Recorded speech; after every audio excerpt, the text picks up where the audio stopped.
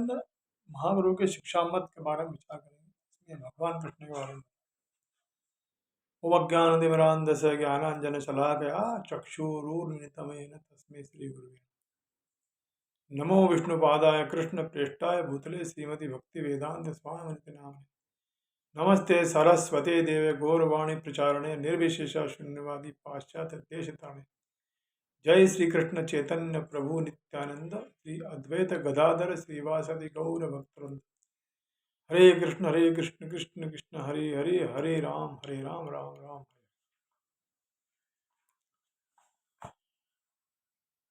धर्म के चार प्रधान विषय हैं पुण्य कर्म, अर्थ, काम और मोक्ष। धार्मिक जीवन बर्बरतापूर्वक अधार्मिक जीवन से भिन्न है। वस्तुतः कहा जा सकता है कि मानव जीवन यथार्थ में धर्म से ही प्रारंभ होता है। पशु जीवन के चार आधार हैं: खाना, सोना, भय और जनसंख्या बढ़ाना। ये सब पशुओं और मनुष्यों में समान होते हैं। धर्म मनुष्यों की विशेषता है, अतएव धर्म विहीन मानव जीवन पशु जीवन से बिल्कुल भी श्रेष्ठ नहीं। इसलिए सच्चे मानव समाज में किसी न किसी रूप में ऐसा धर्म अवश्य रहता है जो आत्म साक्षात्कार और भगवान से जीव के संबंध का लक्ष्य होता है। धर्मेण हीना पशु भी समान। मानव सभ्यता के अधम स्तर पर प्रकृति पर प्रभुत्व के लिए मनुष्यों में निरंतर स्पर्धा लगी रहती है। ईगो सेटिस्फेक्शन की अभिलाषी मति से प्रेरित होकर मनुष्य कर्मकांड करता है। इस प्रकार पुण्य कर्म तथा धार्मिक कर्त किसी प्राकृत लाभ के लिए किए जाते हैं। यदि ऐसा लाभ किसी अन्य विधि से हो सकता है तो इस तथाकथित धर्म की भी उपेक्षा कर दी जाती है। इस समय धर्म में किसी की रुचि नहीं है, क्योंकि लोगों को अपनी आर्थिक वांछा धर्म के बिना पूरी होती दिखाई देती है। मंदिर, चर्च वगैरह में भीड़ नहीं रहती, क्योंकि लोगों का इंटरेस्ट कारखानों, दुकानों तथा सिनेमा में अधिक है। उन्होंने अपने पूर्वज द्वारा निर्मित धर्म स्थानों को त्याग दिया। यह सिद्ध करता है कि सामान्यतः धर्म का अनुष्ठान धन के लिए होता है और धन आवश्यक है इंद्रिय तृप्ति के लिए।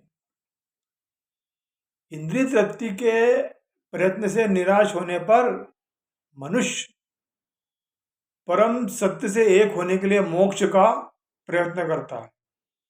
इन सारी क्रियाओं का एकमात्र उद्देश्य है इंद्रिय सुख, ईगो सेटिस्फेक्शन।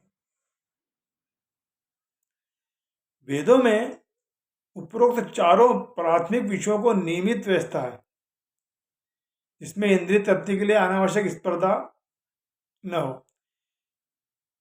श्रीमद् भागवतम प्राकृत जगत की सारी इंद्रिय तृप्ति क्रियाओं से अतीत है। यह विशुद्ध दिव्य ग्रंथ है तथा इंद्रिय तृप्ति में प्रतिस्पर्धा से ऊपर उठने वाले कृष्ण भक्ति इसे समझ सकते हैं। प्राकृत जगत में इंद्रिय तृप्ति के लिए पशु, मनुष्य तथा समाज और राष्ट्रों में भी तीव्र स्पर्धा होती है, किंतु कृष्ण भक्त इन सब बातों से ऊपर है।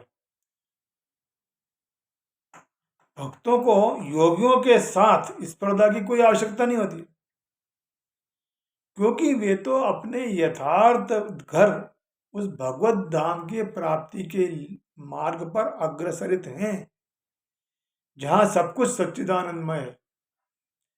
ऐसे जीव परम शुद्ध हृदय के होते।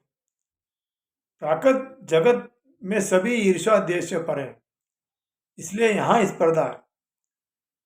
कृष्ण भक्त लौकिक ईर्ष्या मत्सर से पूर्ण मुक्त ही नहीं होते हैं, भगवान पर केंद्रित स्पर्धा रहित समाज के निर्माण का प्रयत्न करके सब कुछ कृपा भी करते हैं भगवान हम पर। समाजवादियों का स्पर्धा रहित समाज विषयक विचार मिथ्या है। क्लासलेस सोसाइटी की जो अवधारणा है सोशलिज्म में, वह सब निरर्थक, क्योंकि सोशलिस्ट राज्यों में भी सत्ता की स्पर्धा चलती रहती है। यह तथ्य है कि इंद्रिय तृप्ति संसार का मूल सिद्धांत है।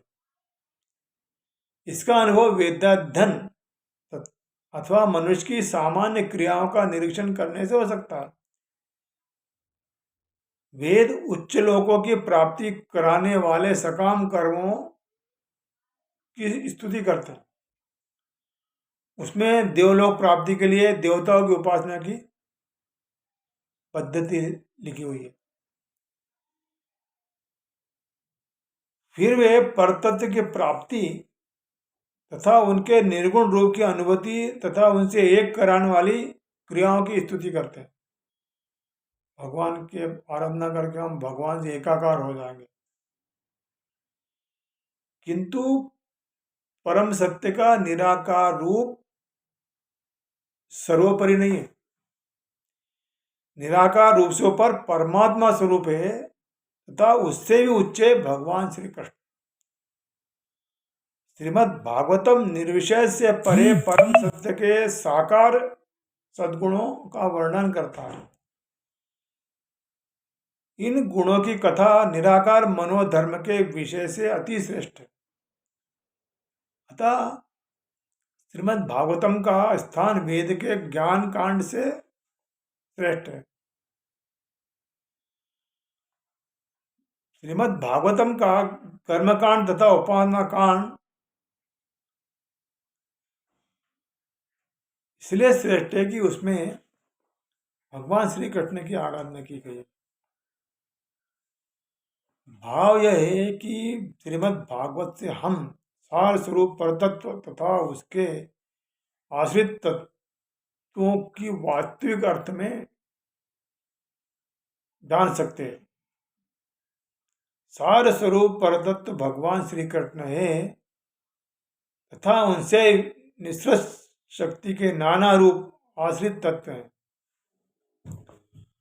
परम पुरुष श्री कृष्ण के चरणों में जीव की शरणागति से श्रीमद् भागवतम का शुभारंभ होता है। यह शरणागति चिद्गुणों में ब्रह्म से भक्त की एकता और साथ साथ नित्य दास के स्वरूप की चेतना के साथ होती है। देहात्म बुद्धि में जीव अपने को प्रकृति का स्वामी समझता है, इसलिए वह जीवन के त्रिविध तापों से सदा पीड़ित रहता है। भक्ति में अपने स्वरूप को पाते ही उसके सब पाप दूर हो जाते हैं। देहात्म बुद्धि में कृष्ण दास स्वरूप आवृत रहता है। आत्म स्वरूप की शुद्ध चेतना में जब हम भगवान की सेवा करके हमारा सारा जीवन सेवा में लगा देते हैं तो जीवात्मा उसी क्षण प्राकृत आसक्ति के विघ्नों और कष्टों से मुक्त हो जाता है। भागवत कथा के ग्रहण की विधि है विनम्र श्रवण। दुर्भाग्यवश अनेक लोग भागवत कथा के देरुक श्रवण में रुचि नहीं रखते। पद्धति सरल है किंतु पालन अत्यंत कठिन होता है। भागवतम का श्रवण प्रारंभ से ही करना चाहिए। भागवत कथा के यथार्थ ग्राहकों का प्रारंभ में ही उल्लेख होता है।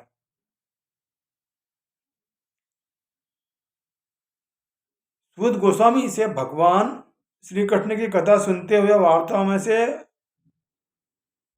मुनि लोग कभी तृप्त नहीं होते थे। वस्तुतः जो भगवान कृष्ण में यथार्थ आसक्त हैं वे कृष्ण कथा का श्रवण कभी नहीं छोड़ते।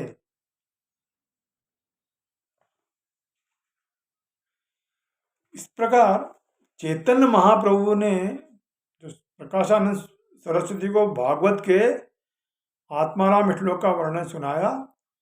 चैतन्य महाप्रभु के भक्त इस श्लोक की 61 व्याख्या की है। सभी उपस्थित जन आत्माराम श्लोक के विविध अर्थों को सुनने को उत्सुक थे। उनकी उत्कट उत्सुकता को देखते हुए भगवान चैतन्य महाप्रभु ने आत्माराम श्लोक की 61 व्याख्या सुनाई। वे सभी चैतन्य महाप्रभु को साक्षात भगवान श्री कृष्ण मानने लगे। चैतन्य महाप्रभु भगवान श्री कृष्ण के अवतार थे।